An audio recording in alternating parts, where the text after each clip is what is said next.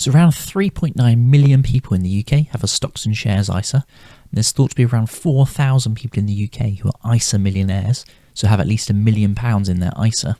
And ISAs as a whole are thought to hold over £750 billion worth of our wealth here in the UK. Now, as someone on the younger age of the spectrum of investors, I was perhaps slightly naively surprised to find out that ISAs are actually younger than me. And so I thought I'd make a video about that because the ISA turns 25 this tax year. So I want to take you back to 1999. The Euro's just been introduced, Man United have just won the treble, the London Eye has just been erected, and the Millennium Dome is being finished. But the thing that we're interested in is that in April of 1999, the Individual Savings Account, or ISA, product is introduced. So for those of you not in the UK, or even for those of you in the UK who aren't in the know, the ISA is an amazing tax advantage account we have access to here in the UK. It allows us to wrap up our money into a tax sheltered account, and anything inside that account is free of income tax, dividend tax, capital gains tax, you name it, it's free from the tax. And the limits for ISAs have changed over the years, so when it was introduced in 1999, the total contribution limits for ISAs were £7,000 per annum, and that's risen to £20,000 per annum currently, which has outpaced inflation, although I would say it's been frozen since 2017, and that's partly what's allowed us to build up such massive wealth within tax advantage accounts.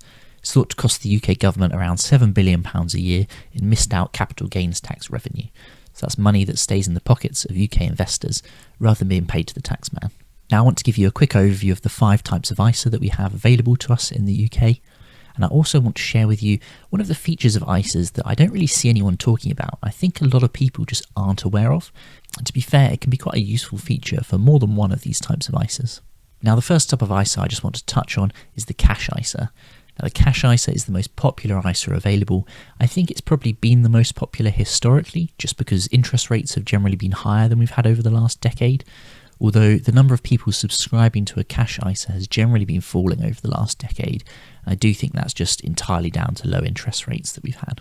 So a cash ISA is just a way of shielding any interest you earn on cash away from the taxman. So this is maybe particularly relevant if you're a higher or additional rate taxpayer and you're losing out on some of your tax-free interest bracket that you're allowed.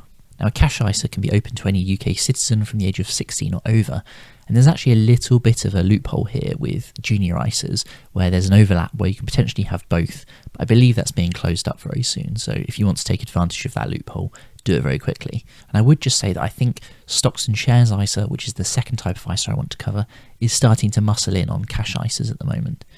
And so a stocks and shares ISA is the second type of main ISA that I wanted to highlight to you and just make you aware of. Now, stocks and shares ISA can be opened by anyone in the UK over the age of 18, and it seems steadily more and more people take it up as the ISA option of choice. Now, stocks and shares ISA lets you just invest in more things. So whereas a cash ISA, you have to hold cash and you earn interest on that cash, in a stocks and shares ISA, you can invest in almost anything you can imagine. So you can invest in property indirectly through real estate investment trusts. You can hold shares in individual companies. You can hold commodities. You can hold all sorts. And it's all tax-free. Now, I said earlier that the stocks and shares ISAs had started to be muscling in on cash ISAs, and that's because a lot of stocks and shares ISAs now offer interest on cash that's held in a stocks and shares ISA. And so that takes away a little bit of the shine from cash ISAs, in my opinion, and especially as a lot of cash ISAs at the moment are offering lower rates than you can get on cash in a stocks and shares ISA. Now, the third of the 5 main types of ISA that I want to cover is called the Innovative Finance ISA. And it's a pretty dead one, to be honest. I've not really heard anyone talking about innovative finance ISAs for quite a while. They were introduced by the Conservative government in 2016 after there'd been a bit of a boom in peer-to-peer lending in the years before, and that's really what this type of ISA is designed for. Now, unfortunately, I think peer-to-peer lending has died off for a couple of reasons. The first is that I think there was a lot of loans that went bad, and that meant that quite a few peer-to-peer loan companies folded, which meant there were fewer companies offering this product. Now, I would also say that now interest rates have risen again, it's actually very difficult for innovative finance ISAs to compete with cash ISAs if you're just looking for a safe return on your cash. And that's because innovative finance ISA products, generally most of the companies that run these, build up their own insurance fund, and that reduces the amount of money that you would earn as someone investing in these unsecured loans, because some of your return is paid into this insurance fund. And so currently, innovative finance ISAs are generally offering lower rates than cash ISAs, but also carry some risk, which you don't have with cash ISAs. And that's why I think they've fallen out of favour. We'll see if they come back, but at the moment, I don't really see it happening. The fourth type of ISA out of the 5 big types is the lifetime ISA. And this is a particular favourite of mine.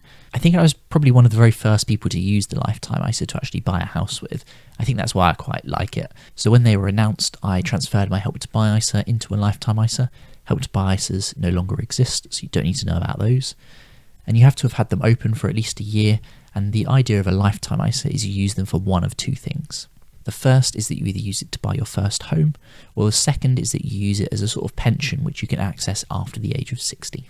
Now, lifetime ISAs have a couple of special bonuses to them which the other types of ISAs don't have, and that's that you can get free money from the government for paying into a lifetime ISA.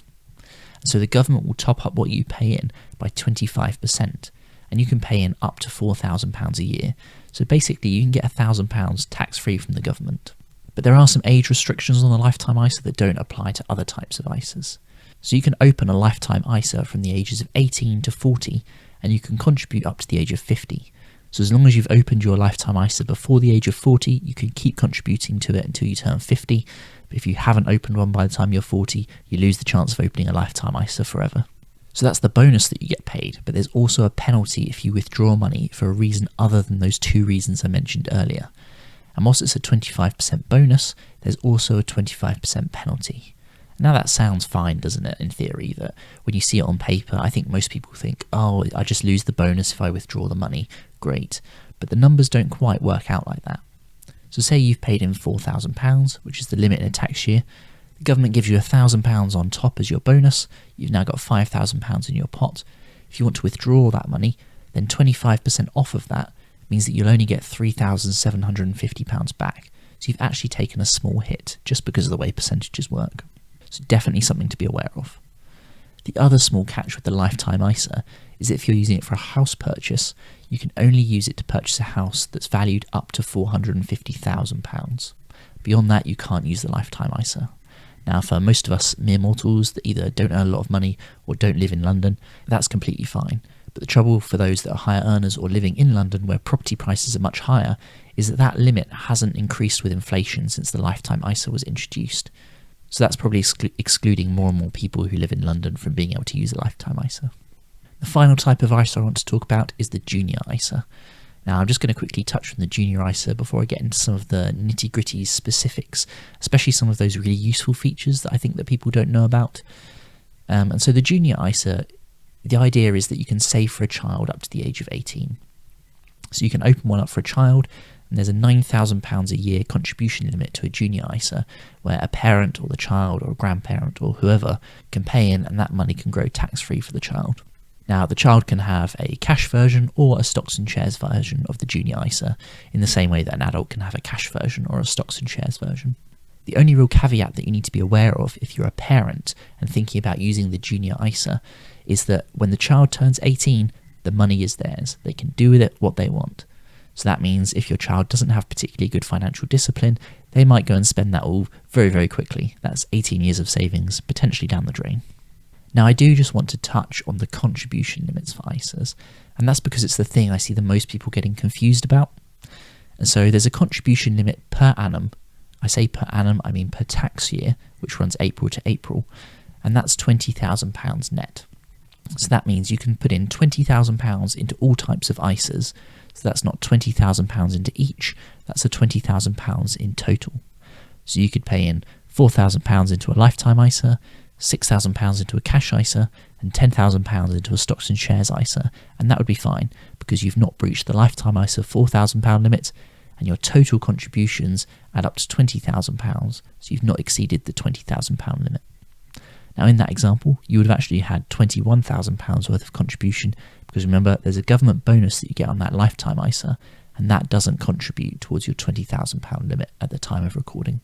And the final thing I just want to touch on is a feature of ISAs that most people just don't seem to be aware of, and that's flexible ISAs.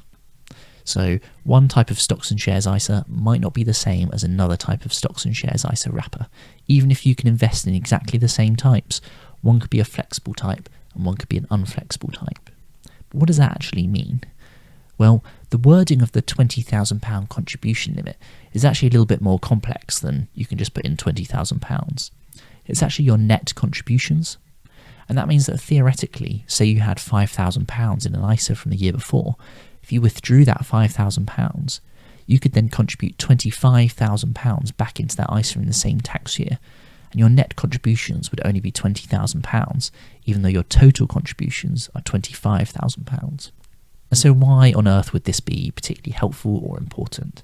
Well, think about if you're a higher rate taxpayer and you're wanting to shield any cash, you might be making lots of payments in or out of the ISA, or say it's the best place where you can find high interest for your cash to sit on. Again, you might be paying lots of money in and out because maybe you hold your emergency fund in an ISA. And so in those instances, you might actually breach that £20,000 contribution where you wouldn't if you had a flexible ISA. Even if you're only pulling out and putting in small amounts, say £100 here, £200 there, it could very quickly add up over time if you're doing that really frequently. So do just be aware of that when you're looking at ISAs if you think that's a feature that you would like. Now, I've personally been using Trading 212 for my ISA product. It's a stocks and shares ISA, but it offers a 5.2% return at the current time of recording on cash, which beats pretty much every cash ISA I can find, but it's not a flexible ISA. So again, if that's an important feature for you, then a Trading 212 ISA probably isn't good for you, but they are running a really good offer at the moment.